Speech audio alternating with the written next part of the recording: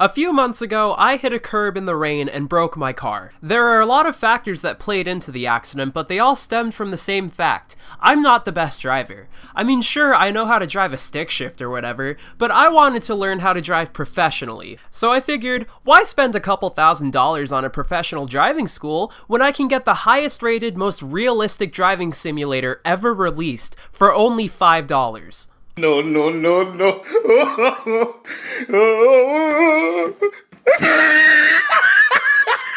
Garfield Kart was released for PC, Mac, 3DS, and iOS in 2013, and immediately established itself as the most polished and well-made driving simulator ever to have been bestowed upon mortal hands. And if anyone tries to tell you otherwise, that's a lie, man. Sure, the Garfield lore is kinda weird, like that time John did an interpretive dance to Mr. Spring while wearing a flower suit, or the time John drank dog semen, but none of that really matters because we ended up getting a totally realistic driving simulator out of it. Gran Turismo? Never heard of it. Assetto Corsa? Sorry, I don't speak italics. Mario Kart? More like Mario Fart. Forza Motorsport? I don't even know how to pronounce that. Larry, what the hell are you doing? Larry, you can't just... Oh, Larry! Oh, are you alright? How did... If you want to learn all the fundamentals of professional driving and have a good time while doing it, then look no further than Garfield Kart. And I know I seem like just some weeb who watches Naruto and crashes cars all day, but don't take it from me. Here are some Steam reviews for the game. This first one's from Foreskin and he says, "How can mirrors be real if our eyes aren't real?" Okay, here's another one from Foxtrot Roxo, and it says, Garfield says, Garfield fluff to eat.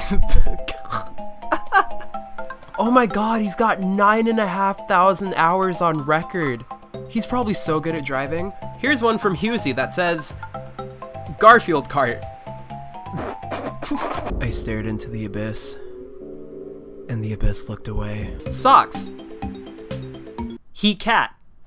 So, as you can see, this game has nothing but phenomenal reviews all across the board. But what makes it so good? Let's find out. Qual è stata la sua filosofia di disegno delle sue macchine?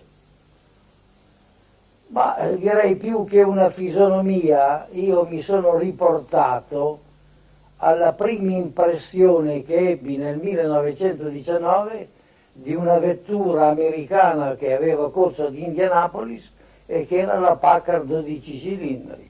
First of all, the menu is beautifully designed. Its minimalistic style that lacks even words is both stylish and functional. In fact, even if you have a controller plugged in, you still have to use the mouse to make selections. This is because, in racing, every decision you make needs to be deliberate and certain. Like a conveniently placed bullet in Lyman's head. Okay, that was weird. Anyway, there's a store where you can spend your hard-earned coins on upgrades like spoilers and, hats. And the best part? No microtransactions. It was really brave of Garfield to go against the grain in this age of pay-to-win games by sticking it to the man and saying no. After all, we do live in a society. Hell, even the settings are basic. You got sound, you got language, and in the car world, the only spoken language is the sound a car makes. Is your car making grinding noises? Then there's probably something wrong with it. Is it making a bunch of cool-ass noises? Then it's probably running good. If there's a squirrel noise, then there's probably a squirrel in the engine bay. The race modes include your standard time trials, single races, and Grand Prix. And there's also a challenge mode that helps you sharpen your skills and cut down the competition. Like a serrated knife cutting into Lyman's flesh. Oh, yikes, what the fuck? Well, anyway, let's talk about the actual racing part of the game. The closest thing I've ever driven to a race car is my Nissan 240SX with an oil leak and only 3 lug nuts on one wheel. But if driving a real race car is anything like it's presented in Garfield Kart, then sign me up. Every kart hugs the road and drifts more than a Depression-era train-hopping hobo, and the sense of speed almost blows the skin right off your face.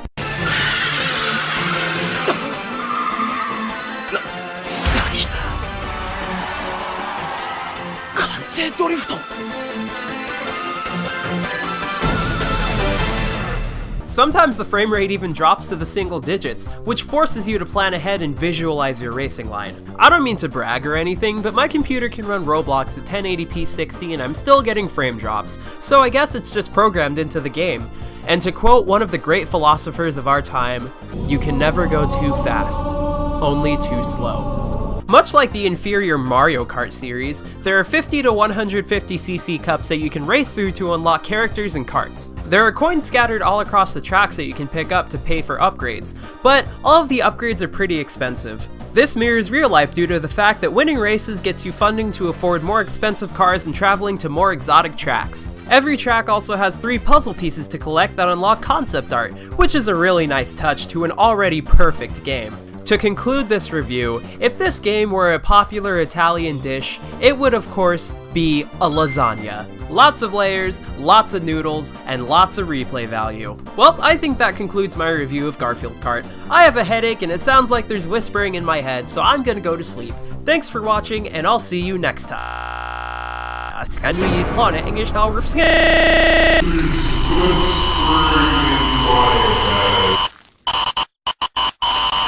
We know your secret, John. There's nowhere to hide. Tell us what you did to Lyman. Okay, I don't have a lot of time, so I'm gonna make this quick. John is not who he seems. Lyman has been murdered, and I think John murdered him to obtain Odie for his own cruel purposes. Lyman's last official appearance was in 1983, and in 1998, Jim Davis released a 20th anniversary art book, where Lyman has a biography with mentions of his strange disappearance, one of the explanations being, don't look in John's basement. Coincidentally, in the old Flash game Garfield's Spooky Scavenger Hunt, Garfield can walk downstairs and find Lyman chained up in a basement. John's basement. With these 2 facts in mind, Jim Davis has all but confirmed Lyman's whereabouts. But we need to go deeper. Lyman and Odie's first appearances were in August of 1978, just over 40 years ago. This was the same year that the Jonestown Massacre occurred. But why is this important?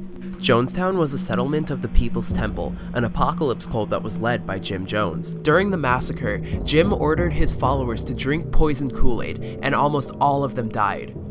Except John and Lyman. What's the name of Garfield's creator? Jim. What's the name of Garfield's owner? John. Putting those 2 together gets you Jim John, which is 2 letters short of Jim Jones. I believe that John Arbuckle was pulling the strings behind the People's Temple. John didn't want Lyman to expose him, so he kidnapped Lyman and his dog, and tortured both of them until he finally ended up killing Lyman and leaving him in Miami. Let's get back to the names. You know what name is closer to Jim John? The popular sandwich store Jimmy John's. In order to cover up his involvement with the Jonestown Massacre, John Arbuckle fled to Charleston, Illinois and opened up a popular sandwich store, taking up the moniker Jimmy John. And the first Jimmy John's restaurant was opened in 1983. Oh my god. We've come full circle. The evidence was right in front of my face the entire time. Lyman is in the basement of Jimmy John's. Wait a second. There's a Jimmy John's 3 miles from my house. Oh my god, I'm gonna go down there and I'm gonna solve this mystery once and for all.